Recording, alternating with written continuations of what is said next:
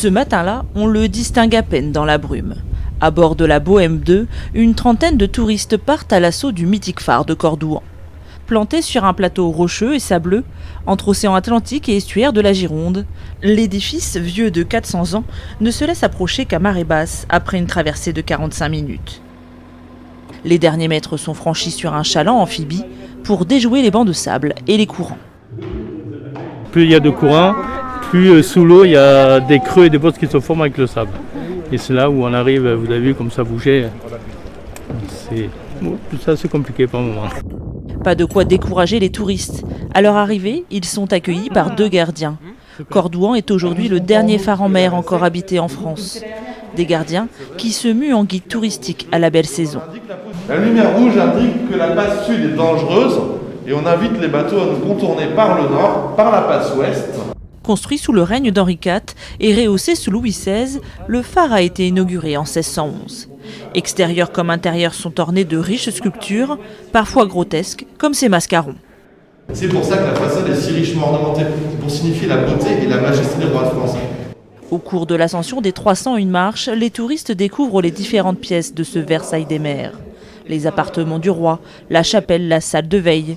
Classé monument historique en 1862, la même année que Notre-Dame de Paris, le phare de Cordouan a été restauré ces dernières années en vue de sa candidature pour être inscrit au patrimoine mondial de l'humanité. C'est extraordinaire, la vue et puis l'architecture, là c'est magnifique. Je conseillerais à tout le monde de venir. Franchement, je suis émerveillée. Là, on s'est dit qu'il y a quelque chose qu'il fallait faire à la retraite. Le premier de la liste, c'était ça. Et on ne le regrette pas, c'est absolument magnifique. À 67 mètres de haut, un panorama s'offre à 360 degrés des côtes girondines à celles de Charente-Maritime. Le temps de prendre quelques photos et les visiteurs d'un jour doivent redescendre. La marée laisse une fenêtre de visite assez brève, 1h30 sur le phare avant de repartir à pied pour rejoindre les embarcations. Ce jour-là, seule une petite centaine de touristes ont la chance d'admirer le roi des phares. La mer remonte déjà. Immobile au milieu des flots, la sentinelle maritime va renouer jusqu'au lendemain avec son isolement.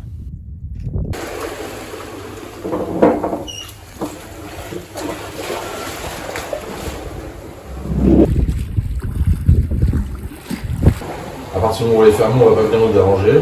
On est entre nous, on va se dire qu'on est tranquille. Façon de parler, une fois les visiteurs partis, Thomas et Nicolas entament leur deuxième métier, le plus ardu, celui de l'entretien du phare.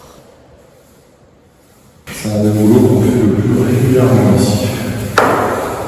Passer le balai.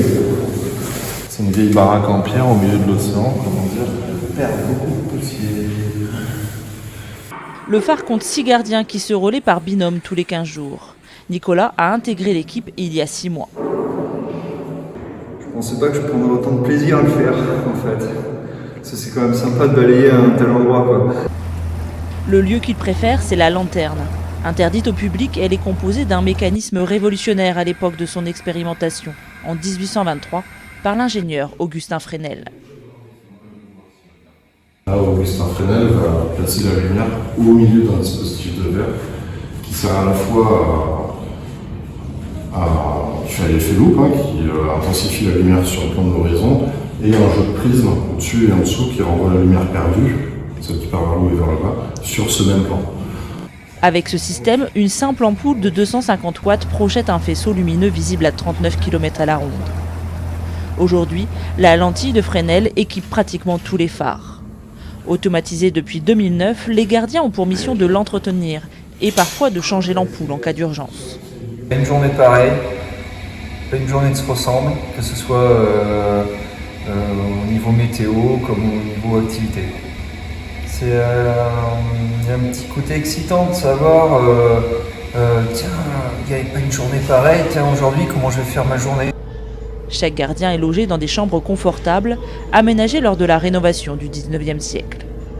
Privilège du métier, pouvoir admirer les levées de soleil lorsque le phare se pare de teintes rouges et rosées. Ce vendredi, c'est jour de relève et de réapprovisionnement. Thomas laisse place à Benoît, qui entame ici sa 10e année. C'est toujours un moment un peu particulier, encore plus pour celui qui descend que pour celui qui monte. Mais ouais, c'est le petit temps d'échange. Alors là, on a le temps aujourd'hui, vous voyez, conditions météo parfaites et tout, c'est pas toujours le cas. Bonne semaine les gars. Allez les gars. À terre, Thomas profitera de 15 jours de repos pour jardiner. Ce matin-là, Cordouan accueillera une centaine d'enfants venus découvrir les secrets du plus vieux phare de France, encore en activité.